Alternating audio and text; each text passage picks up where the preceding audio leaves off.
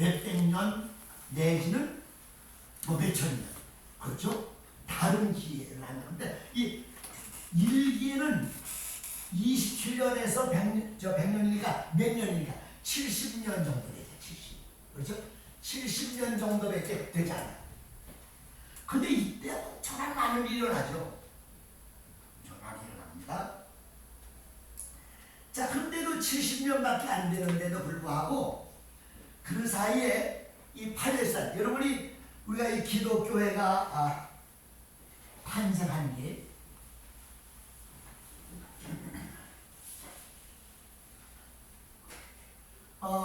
기독교회, 우리 그리스도 교회가 탄생하는 게 소위 8.13이죠. 8.13이 한 모퉁이죠, 사실. 한 모퉁이에서 시작됐죠. 자, 이 시작이 된 이것이 계속해서 폭발적으로 말하자면 지난번에 말씀드렸습니다. 예루살렘에서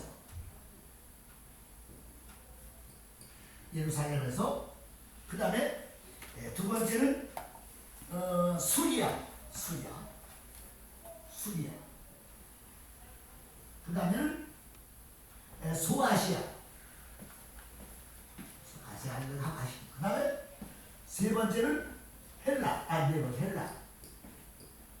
로마도 같이죠. 로마 이게 퍼져나갑니다. 사실 한 모퉁이에서 시작한 기독교회가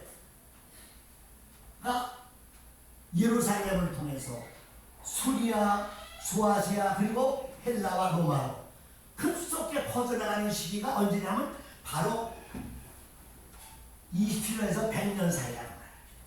그러니까 이때 기독교회가 전 세계에 확장되고 또 이렇게 전파되는 하나의 말하면 기틀을 마련한 그런 것이 바로 일입니다. 그러니까 20년에서 100년 사이에 전 세계로 기독교회가 전파됐다. 로마까지 70년 만에 기독교회가 이렇게 전 세계로 퍼져가는 발판을 마련했다. 70년. 얼마나 짧은 시기입니까? 70년 만에 전 세계로 퍼져나가게 됐다. 자, 그 다음에 또 하나는 그 다음에 아까 이제 빠졌는데 유럽까지죠. 유럽. 아까 헬라, 그 다음에 로마, 그 다음에 유럽까지. 지난번에 말씀드렸는데 그러면 예루살렘에서부터 시작한 거예요. 유대, 그 다음에 수리아, 그 다음에 소아시아, 그 다음에 헬라, 그 다음에 로마, 유럽까지. 이 기독교라는 것이 바로 이게 요즘 그러잖아요. 뭐 유럽에 갔던 교회가 다시 말하면 아메리카로 건너가죠. 아메리카. 미국이죠. 미국. 합중국 건너가서 젊은 물론 유럽에 있던 교회들이 한국이라든지 또는 중국 이런데 선교를 하긴 했지만은 아주 미약했죠. 프랑스 선교사들도 우리한테 와가지고서 폭탄도 쏘기도 하고 우리가 잡아서 프랑스 선교사들이요 우리나라에서 많이 순교당했습니다. 많이 죽였죠.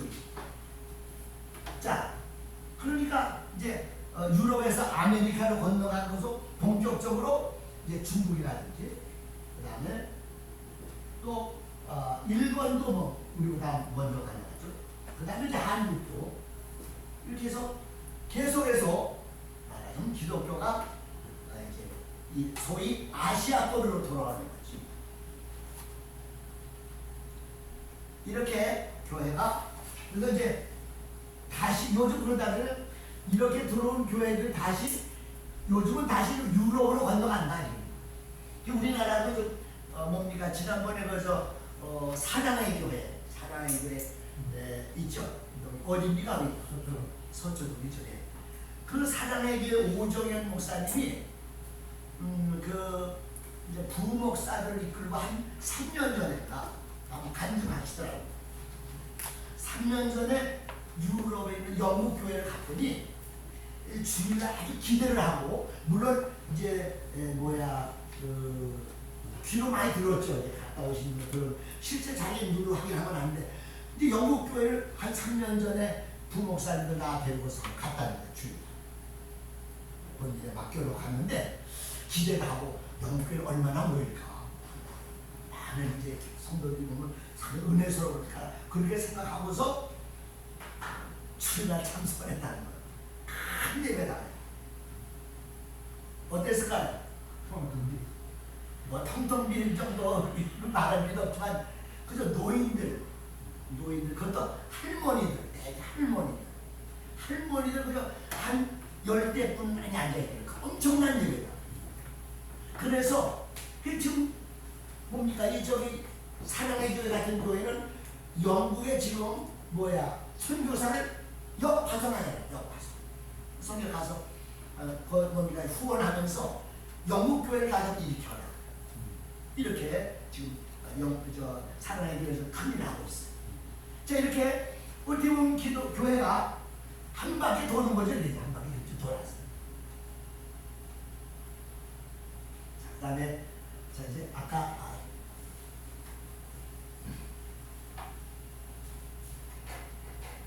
그래서 자, 이때 기독교 신앙에 있어서 아까도 했지만은 영구한, 그야말로 이때 AD 20년에서 100년 사이에 기독교 신앙의 영구한 신앙 고백, 영구하고 전형적인 것이 이때 확립됐다. 그렇게 우리가 얘기할 수 있습니다. 그래서 이때 신약 성세가 이제 완성된 거죠. AD 2000에서 100년 사이 신약 성경이 완성된 거죠. 많은 주의 사도를 통해서. 그리고 주님께서 지상에 왕래하시고 십자가 죽으시고 부활하신 불과 수십 년 만에 바로 예수 그리스도를 어떻게 고백하느냐. 참으로 놀라운 것은요, 이 70년 만에 예수님은 우리의 구주시다, 하나님 아버지 우리 영원한 창조주시다. 여러분, 우리가 이 어려운 것이 그 당시만 하더라도 이 헬라, 즉 이 로마라고 하는 이 제국이 전 세계를 지배하고 있었는데, 전 세계를 지배하고 있고, 그 다음에 그 막강한 국력을 통해서 물론 로마가 잘한 일 하나가 있어요. 로마는 어떤 일을 했냐면, 이 로마라고 하는 나라, 역시 기독교가 전파되는 데는 하나님의 강력한 역사가 있었다. 뭐냐면 로마가 전 세계를 지배했지만은 로마는 어떤 정책을 썼냐면 로마 정책. 로마가 바로 전 세계를 지배했지만은 로마 제국은 정복하는 나라, 이 속국의 나라를 말하자면 정치적인 문제는 관내더라도 종교적인 문제, 소위 이 종교적인 문제는 아주 자유롭게 해. 얼마든지 예수를 믿고 믿는 종교에 내가 우리에게 자유를 주겠다. 만약에 로마의 정책상 이러한 이 정책을 쓰지 않았다고 한다면 기독교는 또 한 번 이렇게 세계적으로 약 70년 만에 전 세계로 바로 이제 확장되고 번성해나고 또 안정기에 접어드는 것은 불가능합니다. 이거는 하나님은 로마라고 하는 나라가 전 세계를 점령했지만은 로마 제국을 세웠지만 종교적인 문제를 자유롭게 해라. 우리가 성경에 보면은 빌라도 같은 사람이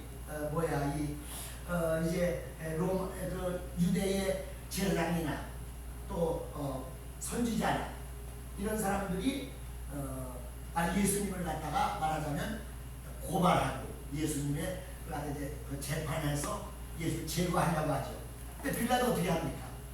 사실 빌라도는 어떻게 보면 우리가 하나님의 주권적인 역사적으로 보면은 거기다 하나님의 주권의 역사가 있었다고 이렇게 믿는 건데, 사실 빌라도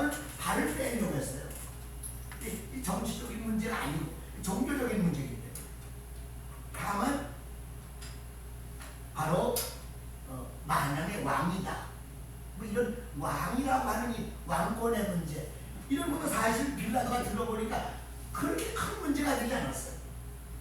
그래서 발을 빼려고 했지만은 뭐라고 했어요? 그 많은 군중들이 바라바를 놓아주고 뭐라고 했어요? 빌라도를 예수를 못 박아. 그런 어떤 그런 이 말하자면 군중들의 어떤 그런 이 뭡니까 폭동 내지는 혁명 이것이 위험스러우니까 빌라도가 그러면 바로 재판을 통해서 예수를 사형에 처하는 사실 이 종교적인 문제 자유롭기 때문에 빌라도는 어떻게 보면 우리가 이 하나님의 주권적인 입장을 우리도 다 하나님의 주권이 있었지만은 어떻게 보면 사실 빌라도는 예수님에게 죄를 찾지 못한다. 손을 씻고 너희들이 다 그런 됐습니다. 알 수가 있습니다. 자, 그 다음에 이때 뭐가 생겼다 그랬습니까? 신약성서. 자, 이때 이 AD 70년 동안에 완성된 것이 신앙고백. 신앙고백. 그 다음에 두 번째가 신약 성서 완성되고, 그 다음에 세 번째가 신앙 고백이 이제 이때 이루어졌고, 그 다음에 신약 성서가 완성됐고, 그리고 예수를 하나님의 아들로 숭배하는 하나님의 아들. 자, 아까 얘기해서 신앙보다 이거 말이죠. 하나님은 창조주시다. 하나님은 만왕의 왕이시다. 하나님 만유의 주시다. 그런 고백을 이때 하게 된 거죠. 자, 로마라고 하는 엄청난 지배하에서 로마라고 하는 이 거대한 지배 아래서 예수 그리스도를 만왕의 왕, 하나님은 만유의 주, 만왕의 왕, 우리의 구원의 주라고 고백하는 것은 사실 엄청난 위험부담을 갖고 있는 거죠.